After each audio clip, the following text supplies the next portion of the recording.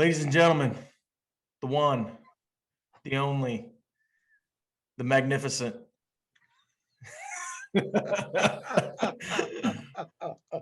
Roger Hinchcliff. So everybody pronounces my last name horrendously. How do you truly pronounce your last name? It's Hinchcliff, and it's British. It's British.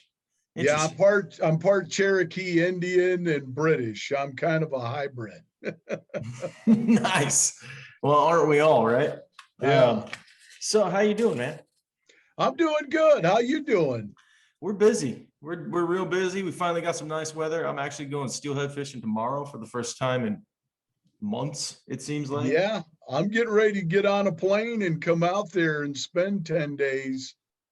Kind of excited to go chase some of them fish out there. Nice. You going to Washington?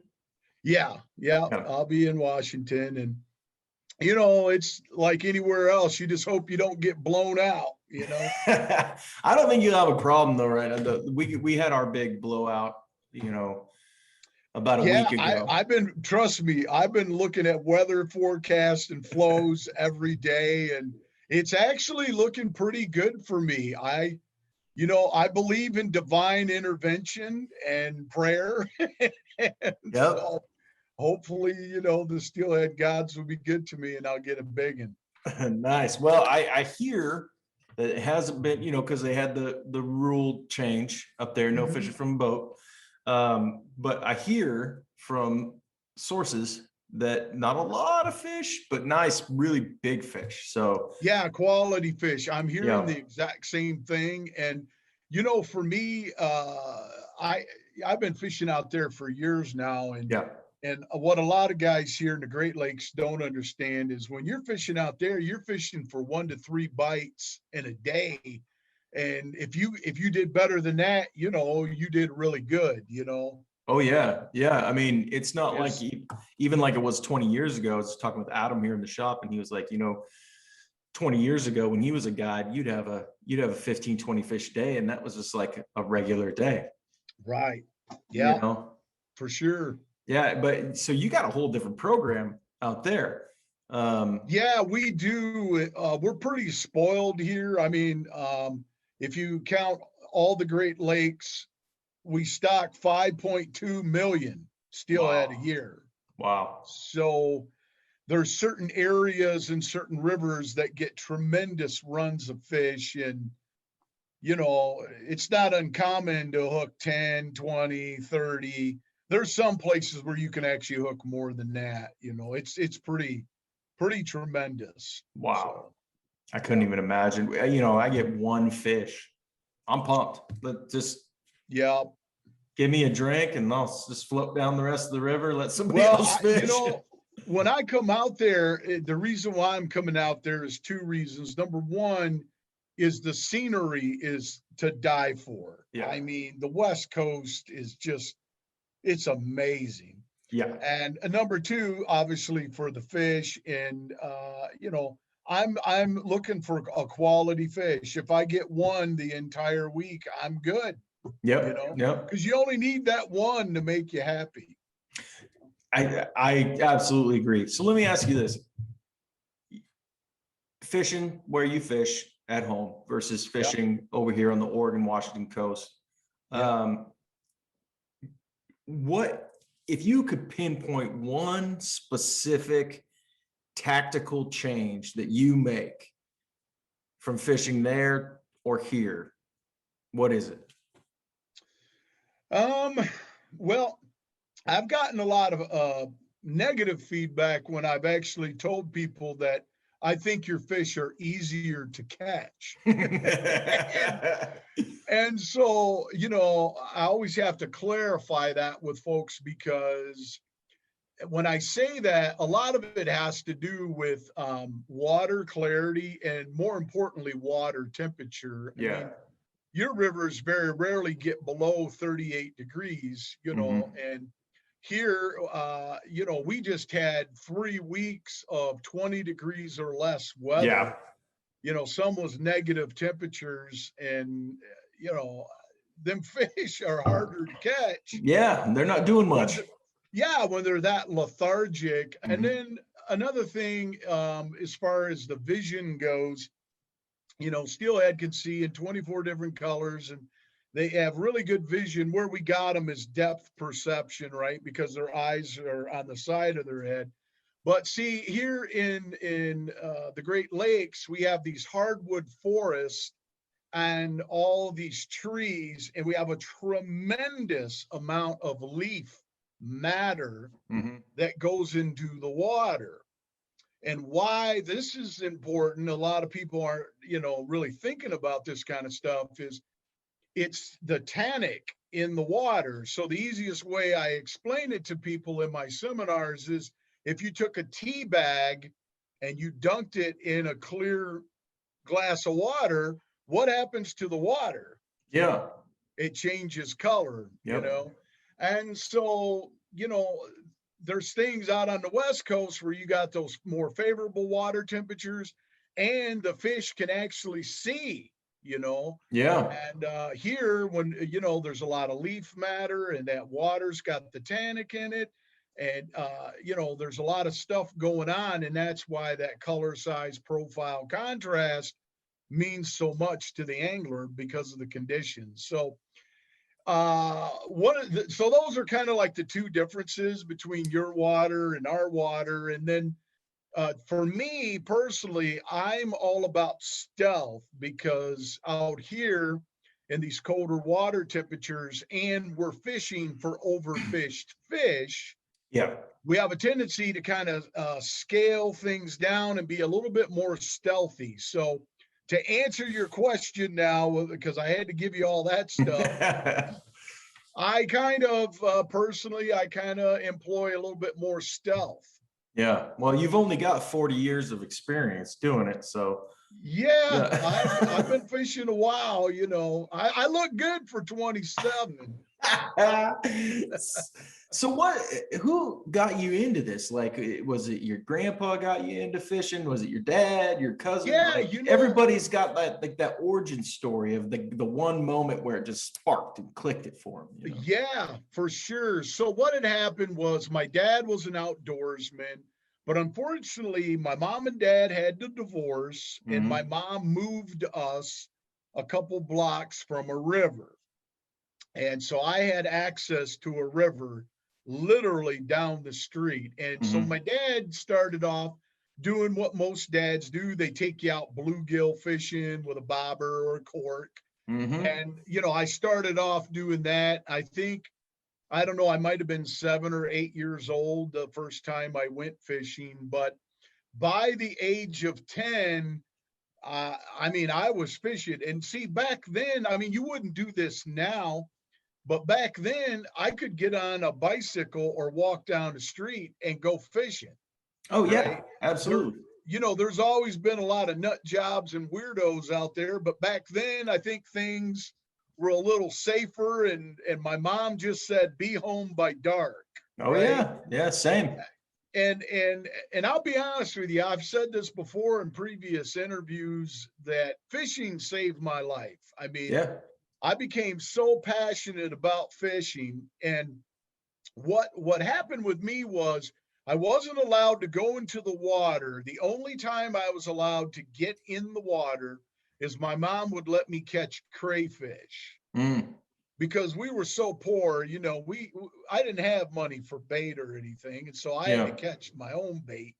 Hmm. But what was great about learning to fish that way is I had walleye, carp, sucker, pike, crappie, bluegill. I mean, just you name it, it was in this river. And I learned based on the seasons and the flow of the river where these fish would set. And Hmm.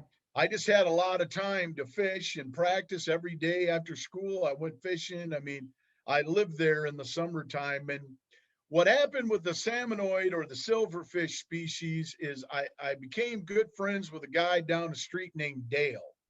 And old Dale's family would go up to the North Country fishing for salmon every year.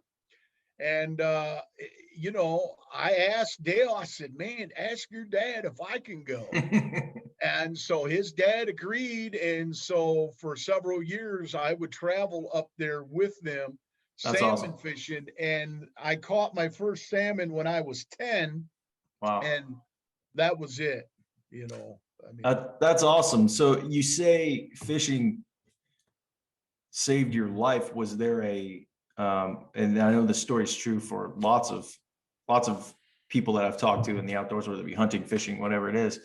yeah. Was there something in particular that was going on that could have sent you in another direction, that fishing Yeah. just kind of got you, Yeah. You hooked know, you, so to speak? things weren't the best at home. You know, I had a couple different stepfathers, and Yeah. I kind of had a chip on my shoulder about the divorce and kind of went the wrong way in life, you know, and you know, Yeah. was doing some things I shouldn't be doing. And but luckily I never got arrested, right? And never went to Yeah. jail for anything. Yeah. But I and you can't know, say the I'm a same. yeah, and not only that, I am a man of faith. Yeah. You know, my grandparents were ministers, and I think that really helped cement a good core set of values with me. Because Sure. some of my other buddies, you know, things didn't turn out so well for them, and it turned out okay for me. And I'm truly blessed. There's no doubt about it. I'm truly blessed. Well, I'd say so. I would say so. Yeah. You grew up your whole life there in Michigan? Yeah, I only left one time. A lot of people don't know. I used to be a radio disc jockey, Hmm. and I used to DJ and all that kind of stuff. I And used that to do was, that as well. did you really? Yeah, I I had didn't. I had a radio show in college at KPSU, and I actually spinning vinyl records. Oh my gosh, man, what a small world. Mhm. Yeah, I at one time I had 12,000 12-inch vinyl records, and Wow. I used to DJ. And but I had left the state one time for a DJ job, and I was so homesick. I missed Michigan so much. I came back. So other than that, I mean, I travel all over North America. I get to see and fish in different places, but Michigan's my home. And have you ever been out here? Yeah, I used to do some work for a company that built landfill tippers. So when you drive Okay. a truckload of garbage into a landfill, it's got to get tipped and dumped out, and then it drops back down and drives away. And I used to fly out to Chicago, and I'd drive all over the multiple states around there Yeah. and inspecting tippers. And I would stand, and usually they put them way out in the middle of the country somewhere because nobody wants to live next to a landfill. Yeah. So they put me on these tippers, and I get on top of them, be inspecting them, and I could see all of the beautiful rivers and everything around, and I couldn't do anything about it. I just had to work. But I never I got to got you. fish. I never got to fish out there. It was a beautiful place. It's so different than what we experience out here on the West Coast. It really is a beautiful part of the country in its own way. I'm sure when you live there, like for me, people say, "Oh, I got to get out to the West Coast. It's so beautiful." I take it for granted because this is where I live. Yes. Yeah. No question. Up north, especially in Michigan, it's absolutely beautiful. And Mhm. we are, I mean, we're the number two destination state for fishing. Mhm. The amount of fishing opportunities that we have because of the Great Lakes is tremendous. I mean, we have the world's largest walleye population too. Yeah. And you know, and those are delicious deep fried, if I Oh could just yeah. go on the record. Oh, absolutely. Walleye and striper tacos are the best. The Yeah, best. I grew yeah. up in Northern California. We go striper fishing every spring, Yeah. and it is a blast. And one of these days we're going to do a walleye or striper taco like face off. Which one's Oh, actually the best? That would be some great content. But I wanted to ask you, growing up in Michigan and getting into the fishing world and doing everything, accomplishing everything that you've accomplished in your time doing it, how cool is it to grow up in an area and read some of these publications and be some of these some of these shops that you've done seminars in that maybe you visited it as a kid and now you're going back and doing a seminar there, or a magazine that you used to read or your dad used to read, and then you get to write an article for it, you know, like how cool Yes. is that? Well, I'll be honest with you. A lot of people don't know the story, but it's very cool. Let me just start off with that. And I'm very humble and I'm very thankful. I didn't set out to get into the fishing industry. It just kind of happened. Mm-hmm. And then, my kids, they're all grown now, but they talked me into getting on social media. If they hadn't have done that, I might not even be on social media, to be honest. But Yep. I will tell you, I've done a lot of great, amazing things. I've been an entrepreneur. I used to be a DJ. I've done a lot of different things that a lot of folks, haven't got to do or experience or whatever. And it's kind of interesting how life will take that turn and take you down a path. And whenever I do a seminar, I always open up with the exact same thing. I'm not a professional. Mm-hmm. Right? I'm a regular Joe. I put my pants on one leg at a time, just like everybody else. And I'm just a guy with an opinion. But we're all entitled to an opinion, but nobody's entitled to the facts. And so when I discuss facts about Steelhead, you can't argue with a fact, right? Yep. Yep. But as far as opinions go, that's all I am, is a guy with an opinion on how to catch fish. And I never thought in a million years that this thing would become what it's become, but I'm totally, totally humbled and thankful. And it is cool. I ain't gonna lie. Yeah. Oh, yeah. Nice. Yeah. No, absolutely. It's got to be. Can I tell you this story? Because this Yeah, one go was for good it. for Go for me. it. Go for I it. was on the phone with my dad and on the Bluetooth, on the Yeah. phone, and I pulled into Tim Hortons, and the guy at Tim Hortons recognized me. Oh, And, nice. and then my dad was here in the correspondence, and Yeah. that's Yeah. that was kind of cool for the old man to hear that. You know what I'm saying? Yeah, absolutely. Absolutely. I remember this is probably a year ago. My dad was at a grocery store over in Lincoln City here in Oregon, and he was standing in line behind somebody with a Steelhead hoodie on. And he said, "Hey, can I take a picture with you? That's my kid's brand, and Oh, that's awesome. that stuff is cool, Well, I will tell you about your brand. The first time I saw your stuff, I knew immediately you were going to have a hit, because a lot of people also don't know on the back end of the fishing industry. I do a lot of consulting work, Mhm. and some of the companies I consult with, there's privacy agreements and stuff, and I don't discuss who I consult with, but Yeah. I know a good product and a good brand when I see it. And man, you got a hit. I do own some of your gear, and it's fabulous, man. It Well, thank really you. is. Thank you very Yeah. much. That means a lot coming from somebody like yourself. Well, thank you. It really truly is. It's good stuff. Let's talk about the manifesto. Yeah. The Steelhead Manifesto page. Yep. You have grown that, and I think it's safe to say that you've educated a large group of anglers with that. Yes. And this is somebody who, admittedly, you're not a big social media guy, and Right. so how did that come to be, and what continues to motivate you to grow that? Well, what had happened, I think between the 3 pages that I have, 2 on Facebook, 1 on Instagram, I'm getting close to 100,000. I think I got like 90 something thousand Mhm. followers total. But what had happened is my kids talked me into I started a blog first. Yeah.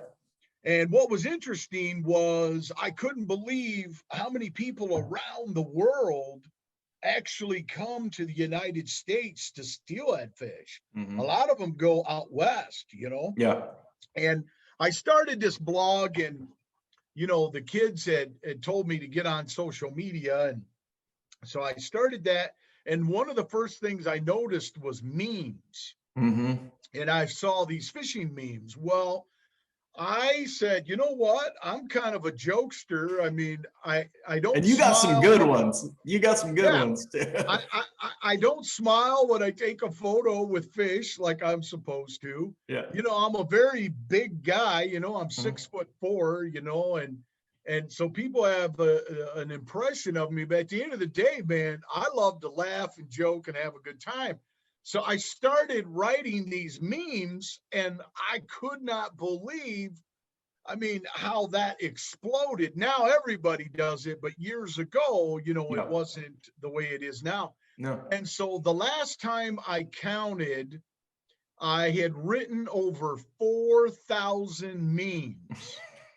And what's interesting is now I go to stores, sporting events, I'm out in the public, I'm driving in my car, and I see my work on the back of people's cars or on their Yep. t-shirt. I was like, okay, I wrote that.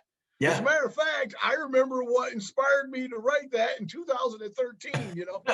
And so I got into doing the memes, and that was a lot of fun. And so with the seminar part of it, you know, there was a lot of groups popping up, Yeah. and I said, well, why don't we start a group page? And so I started a face group page, and Yeah. Yeah. it just grew from there. And I do have a YouTube channel. You know, I don't have like a lot of people on that, because to do YouTube, man, you gotta do a lot of content, Oh right? yeah. It's just like Yeah. a constant thing. And I just don't have the time. Maybe when I retire, I'll, you know, work more on videos and stuff, but You need a that's all it pod. is. You need a podcast, man. The old Yeah, DJ. I know. The old I DJ know. himself.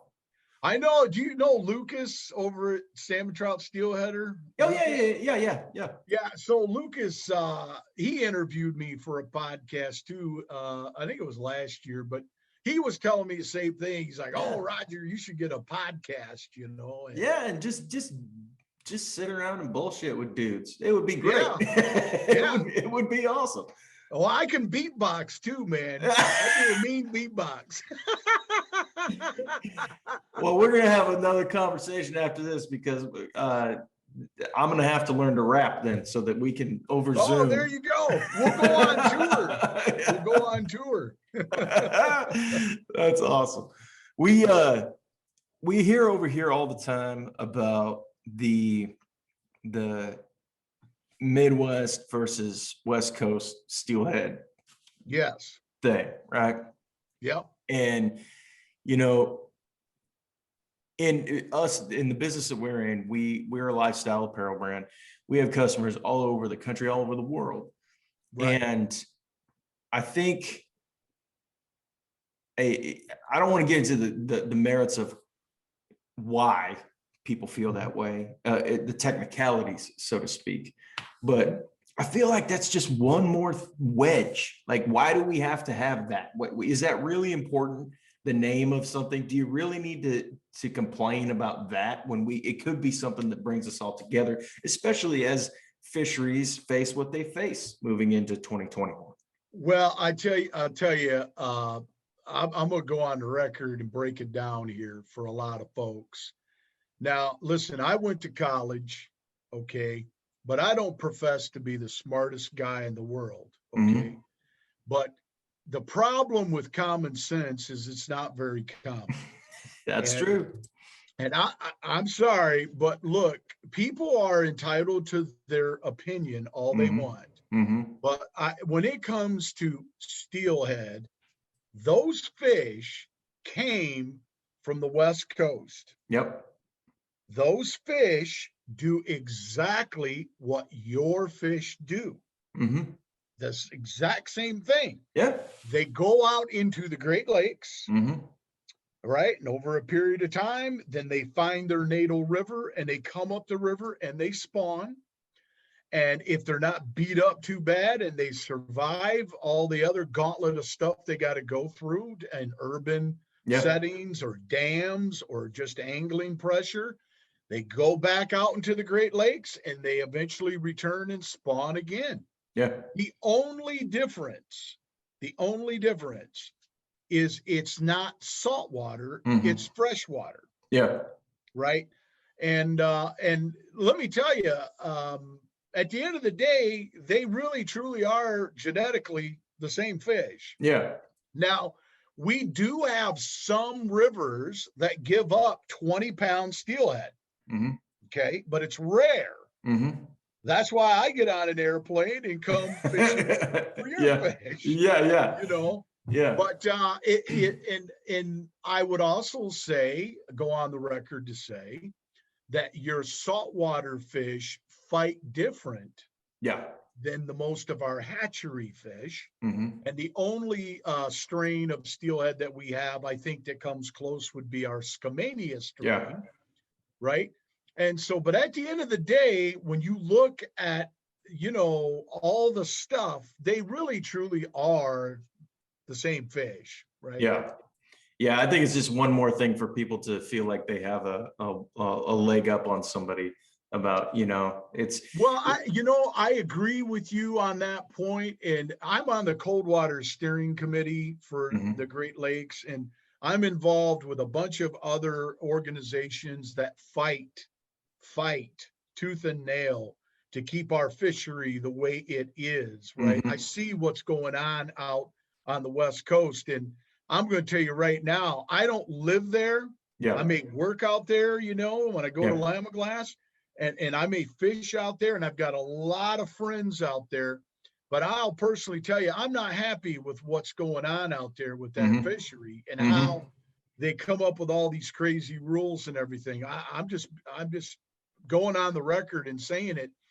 And so what I would like to do is encourage folks, rather than be decisive, right, and divide us, let's come together and win this fight for everybody. Because at the end of the day, we've heard it so many times, the tug is the drug. It's our common denominator, right? And it's just like what's going on politically. You can be on one side of the aisle, the other side of the aisle, you can be in the middle, but can't we all agree that free speech is something we should all fight for, right? And same thing with our fishery, man. I mean, we can all have an opinion and maybe, you know, look at things a different way, but at the end of the day, we all just want to catch fish. You know? You know what they say opinions are like.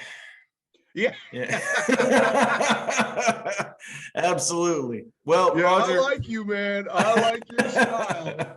We're on the same page.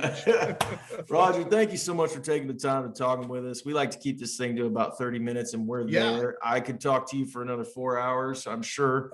But thanks again for sitting down with us. I'm happy to be able to share who you are with our listeners and allow them to kind of get to know you a little better. And if you haven't already, which I highly doubt, but if you haven't, go over to the Steelhead Manifesto page on Facebook, find them on Instagram, and enjoy all the content that Roger puts out. And the knowledge, the years of knowledge that he's put into this sport is amazing. And I appreciate you, and have a good rest of your day, buddy. Thank you.